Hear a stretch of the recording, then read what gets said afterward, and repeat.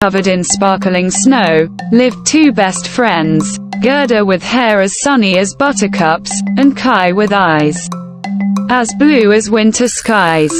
They spent their days building snowmen, having snowball fights, and telling each other stories under the twinkling stars. But one blustery winter night, a strange thing happened.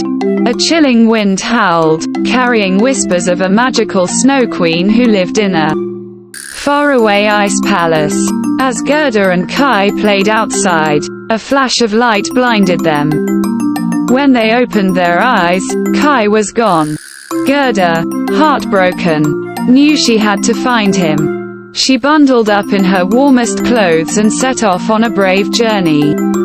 Along the way, she met many fascinating characters. A wise old crow who pointed her towards a flower garden overflowing with talking blooms. The flowers, once touched by the Snow Queen's magic, told Gerder that Kai was indeed taken to the Ice Palace. A playful river who offered her a fast current to flow on, whispering stories of faraway lands. A kind robber woman with a heart as warm as a crackling fire.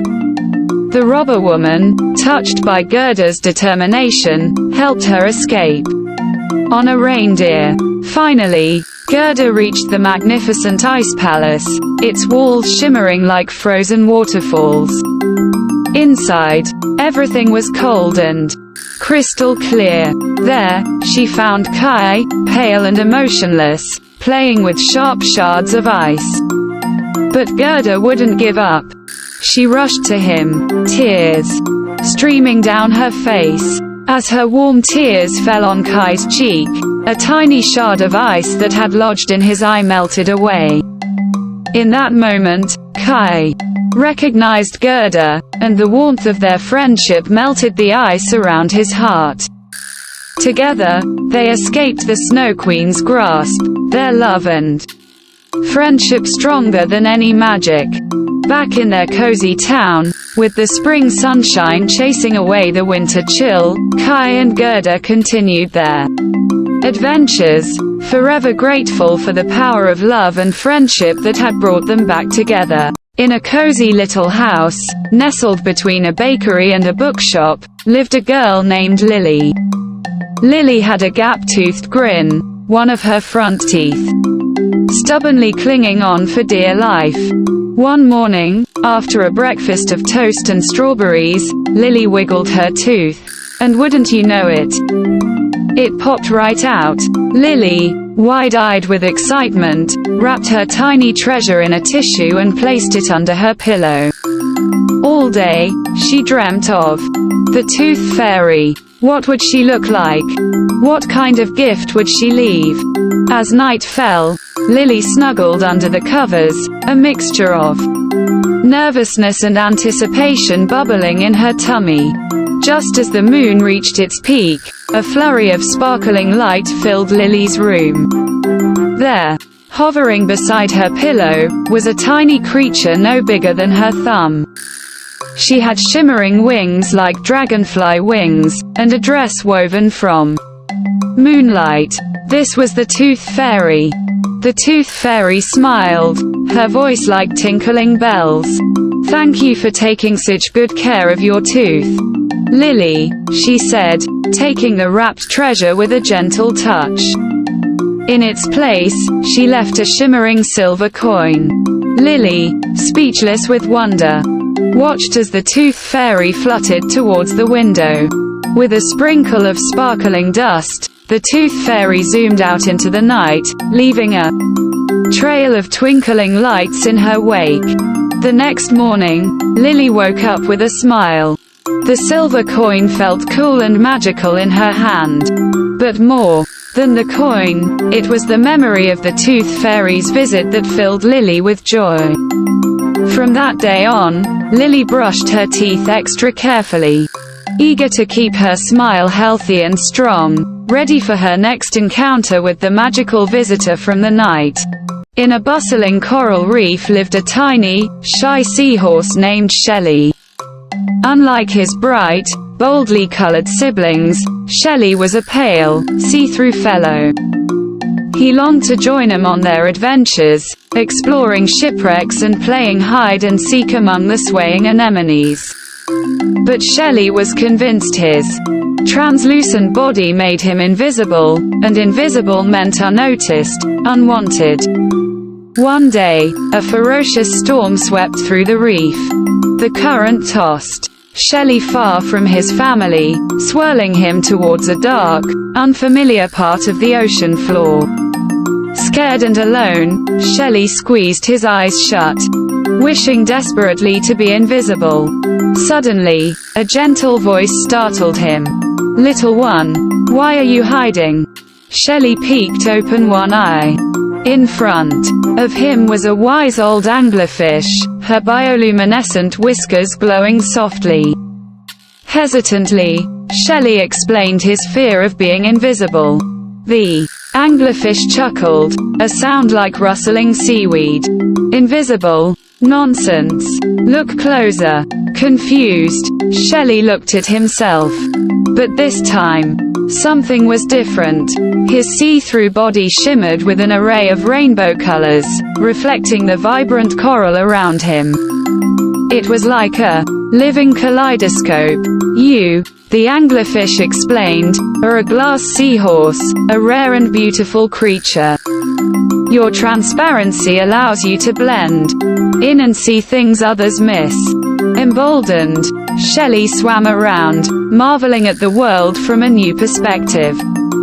He saw tiny shrimp hiding inside anemones, bioluminescent creatures flashing messages in the darkness, and a hermit crab searching for a new shell. Later, when the storm subsided, Shelly followed a familiar current back to his family. He found them huddled together, worried sick. But as Shelly approached, his brother gasped.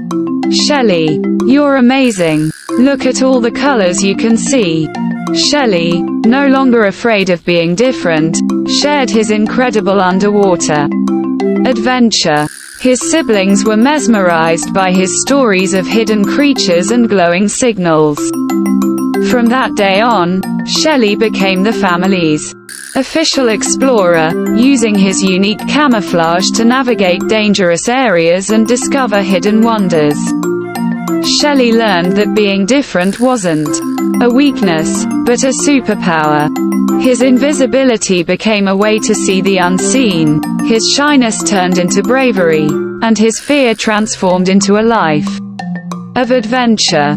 He understood that true beauty wasn't just about bright colors, but about the unique way each creature saw and experienced the world. In the bustling heart of Agrabah, a vibrant city teeming with life and excitement, lived a street urchin named Aladdin.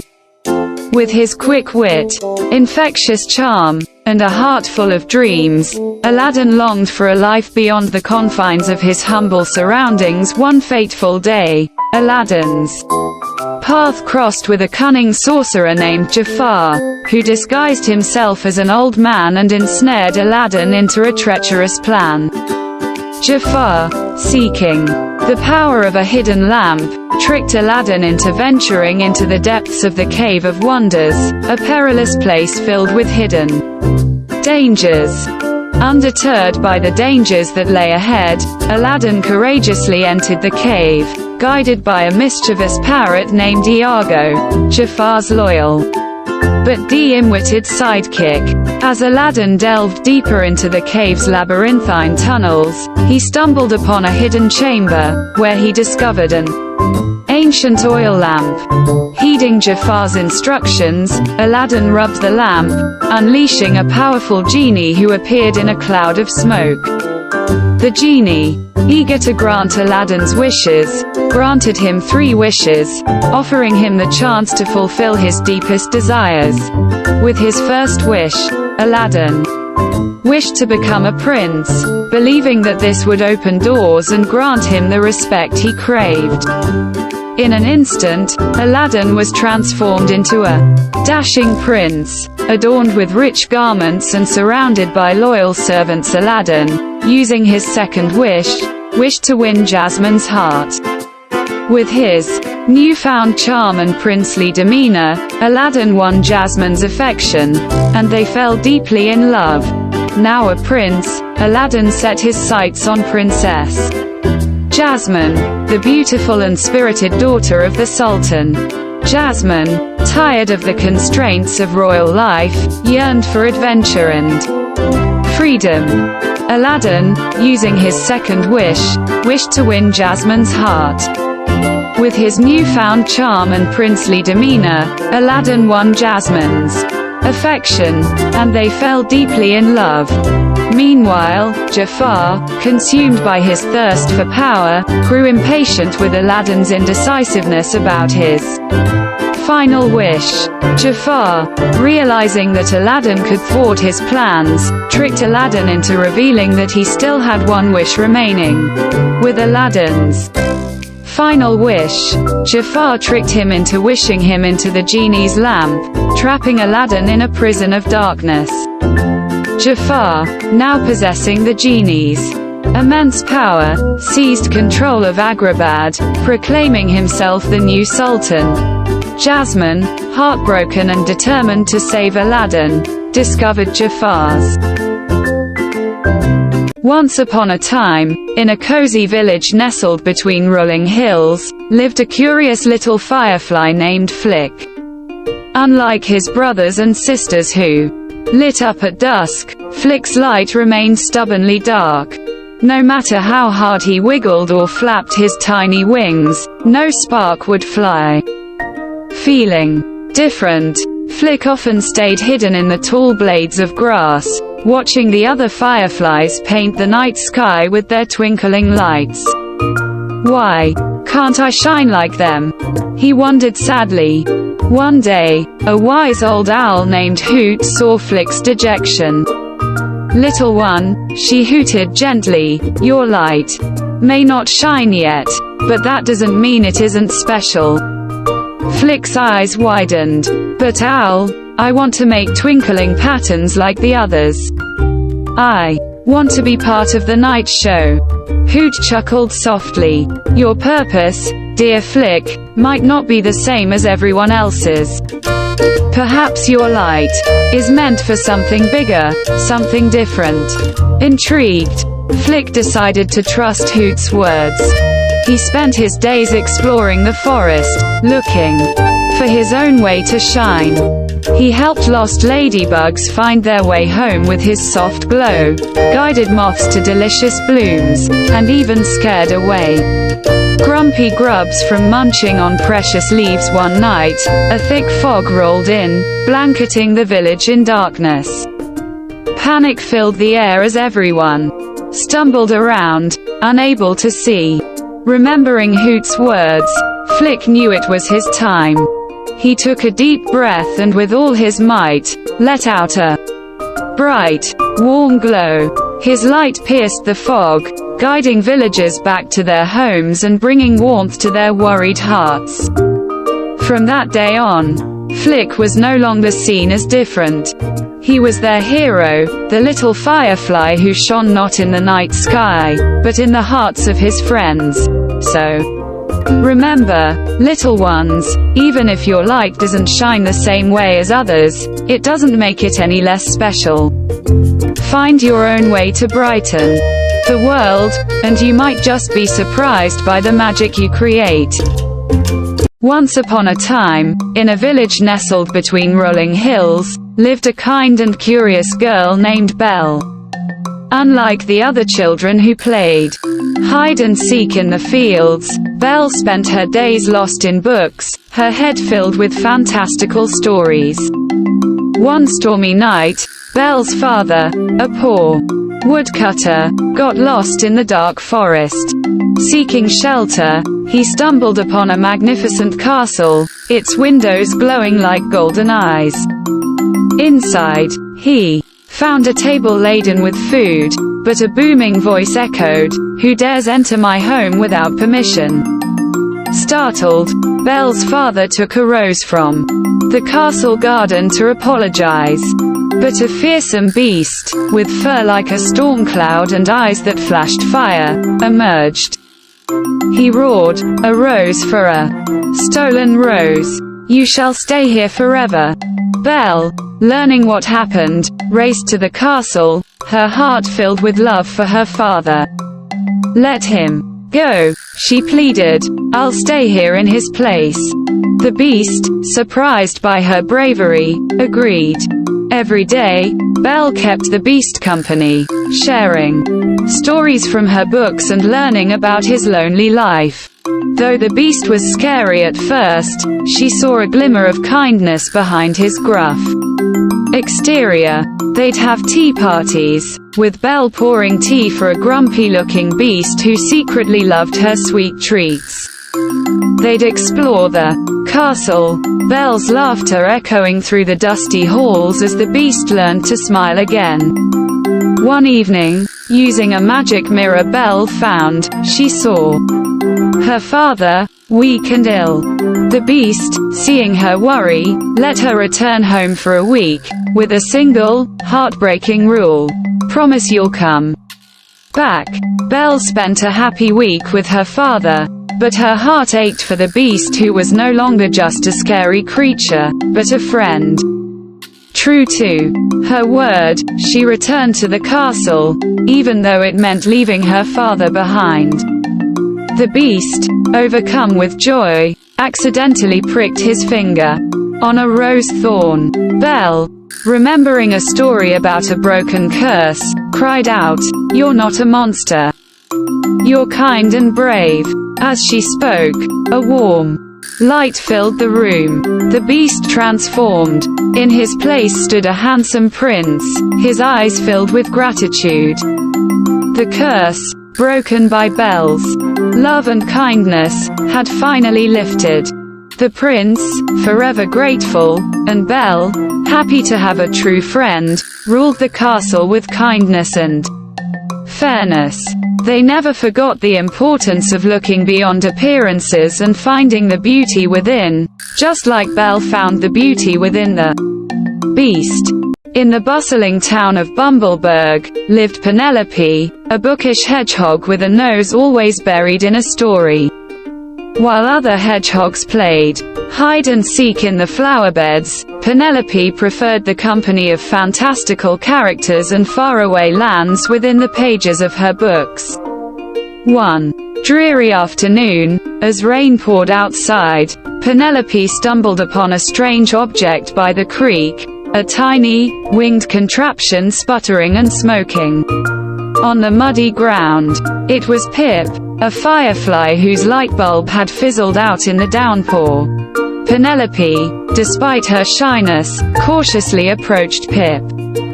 With her knowledge of tinkering gleaned from countless adventure stories, she managed to mend his light bulb using a spare watch battery and a bit of imagination. Pip, grateful for her help, buzzed brightly, illuminating the rain-soaked leaves like miniature stars. They soon discovered a shared love for exploration, Penelope with her adventurous spirit hidden within her books, and Pip with his ability to light up the darkest corners. Their first adventure began in the town library, a place Penelope knew like the back of her paw. Pip followed her through the maze of bookshelves, casting his light on hidden passages and forgotten tales. They discovered a secret room filled with dusty maps and antique globes, whispering of uncharted territories. Inspired, Penelope and Pip embarked on a quest to recreate the maps in the real world, venturing beyond the safety of Bumbleberg's gardens. The journey led them through sun-dappled meadows, across babbling brooks, and into the whispering heart of the ancient forest. Along the way, they faced challenges: a grumpy badger demanding passage, a treacherous climb up a mossy rock face, and the fear of getting lost. But Penelope, armed with her knowledge of fictional heroes, and Pip, his light guiding them through the darkness, faced each obstacle with courage and resourcefulness. Finally, they reached the highest hill overlooking Bumbleberg, the setting sun painting the sky in fiery hues. The map had led them, not to buried treasure, but to a breathtaking view they had never witnessed before. Sharing stories beneath the starlit sky, Penelope and Pip realized their greatest treasure was their friendship, built on curiosity, bravery, and the unexpected meeting of a bookworm and a firefly. News of their adventure spread throughout Bumbleberg, transforming Penelope from the shy hedgehog into a town hero. But for Penelope, the most valuable treasure was Pip, the friend who helped her light shine beyond the pages of her books and into the world around her. And Pip, once a flickering light bulb, found a steady glow in the warmth of their friendship, illuminating not just the path ahead, but the true meaning of adventure. In a cozy little house, nestled between a bakery and a bookshop, lived a girl named Lily. Lily had a gap-toothed grin, one of her front teeth stubbornly clinging on for dear life. One morning, after a breakfast of toast and strawberries, Lily wiggled her tooth, and wouldn't you know it, it popped right out. Lily, wide-eyed with excitement, wrapped her tiny treasure in a tissue and placed it under her pillow. All day, she dreamt of the Tooth Fairy. What would she look like? What kind of gift would she leave? As night fell, Lily snuggled under the covers, a mixture of nervousness and anticipation bubbling in her tummy. Just as the moon reached its peak, a flurry of sparkling light filled Lily's room. There, hovering beside her pillow, was a tiny creature no bigger than her thumb. She had shimmering wings like dragonfly wings, and a dress woven from moonlight. This was the Tooth Fairy. The Tooth Fairy smiled, her voice like tinkling bells. "Thank you for taking such good care of your tooth, Lily," she said, taking the wrapped treasure with a gentle touch. In its place, she left a shimmering silver coin.